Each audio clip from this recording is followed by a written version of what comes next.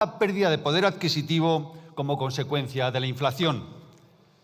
Séptima, la cuña fiscal para un trabajador medio en España se aproxima al 40%. Esto implica que una parte sustancial del coste laboral no se traduce. La inflación será transitoria y mientras la autocomplacencia, la inflación se les descontroló absolutamente. En 2025 aún tuvimos una inflación media del 2,7, es decir, que aún no hemos vuelto ni al control. Ha contado usted con 179.000 millones más de recaudación. Nos han apalancado en medio billón más. De la inflación y también por encima de otras variables, y lo que es evidente es que esto ha permitido una reducción de la desigualdad medida por el índice del Gini o, como decía antes también el vicepresidente, que el número de hogares que llegan con dificultad a final de mes es en nivel necesaria para atender una demanda de tráfico futura que, por cierto, es la más alta de todo el mundo. Los aeropuertos españoles son los que primero han recuperado los niveles de tráfico prepandemia y los que han crecido más de un 15% en estos años. Hay en la Unión Europea aeropuertos que todavía ni siquiera han alcanzado el nivel prepandemia.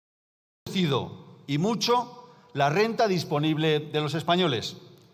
Un crecimiento que en el caso de los alimentos ha sido de alrededor de un 40%, un verdadero expolio a las rentas más bajas.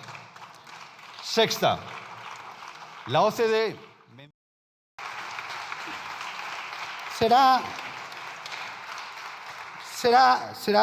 cierto que la inversión extranjera sube en términos de stock, porque cada vez atraemos menos inversión extranjera en flujo, ¿no?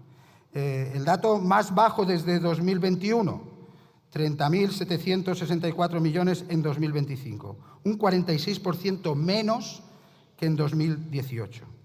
Y el incremento de recaudación de estos años, pues también la AEREF señala que también están niveles los más bajos en muchísimo tiempo desde la reforma laboral, el menor déficit público en 18 años y se ha reducido la deuda pública en 23,6 puntos. Pero cifras y políticas progresistas. El salario mínimo no tributa en el IRPF.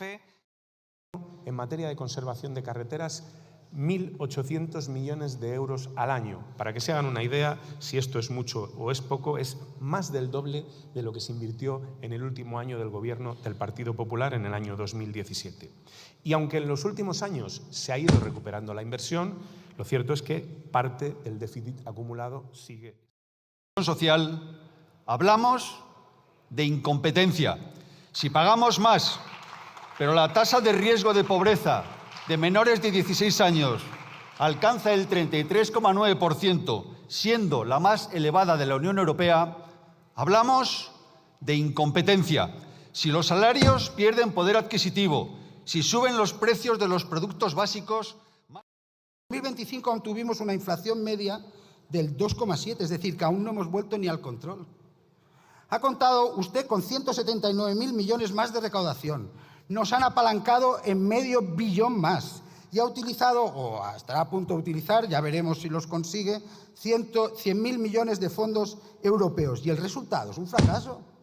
Somos el país 13 de 27 en crecimiento desde...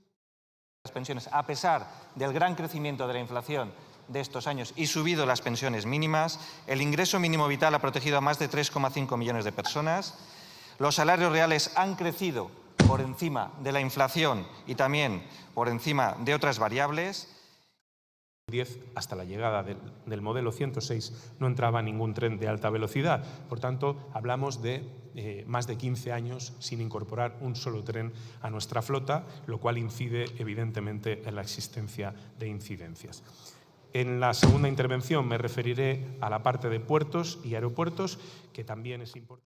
En 2025 aún tuvimos una inflación media del 2,7, es decir, que aún no hemos vuelto ni al control. Ha contado usted con 179.000 millones más de recaudación. Nos han apalancado en medio billón más y ha utilizado, o estará a punto de utilizar, ya veremos si los consigue, 100.000 millones de fondos europeos. Y el resultado es un fracaso. Somos el país 13 de 27 en crecimiento desde...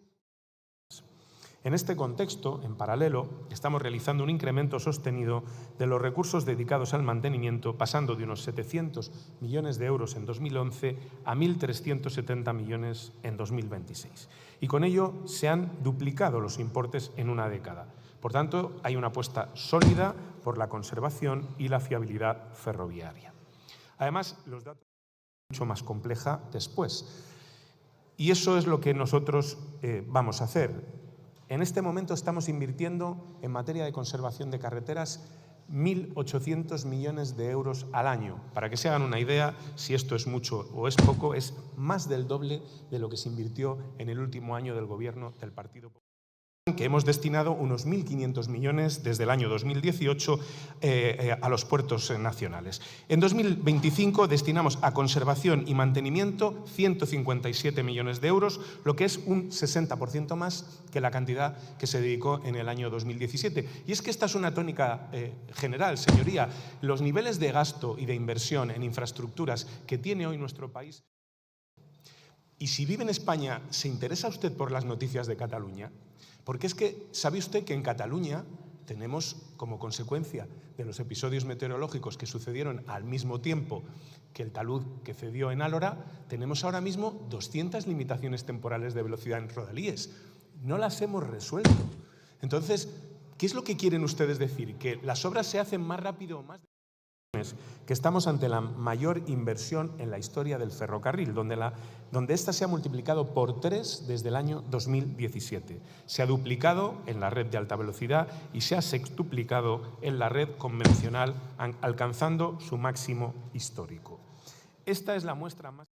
Las víctimas solicitan, le voy una vez más en sede parlamentaria a recordar que las víctimas han registrado una petición a la Junta de Andalucía personalizada en el señor Moreno Bonilla pidiendo explicaciones por el funcionamiento del servicio de emergencia 112. Insisto, no las pido yo, las piden las víctimas. Yo no les voy a decir a ustedes que son indignos. 1.600 millones de euros de inversión. Pero, señoría, es importante que tengamos presente que ese déficit de 5.600 millones se refiere exclusivamente al 16% de la red que gestiona el Ministerio de Transportes y Movilidad Sostenible. El 84% restante lo gestionan administraciones autonómicas o locales. Y digo yo que ahí algo tendrán ustedes que decir, porque, por ejemplo, en el caso de Castilla y León, ustedes han formado parte en el ventorro con nadie. La segunda, dar explicaciones desde el primer momento.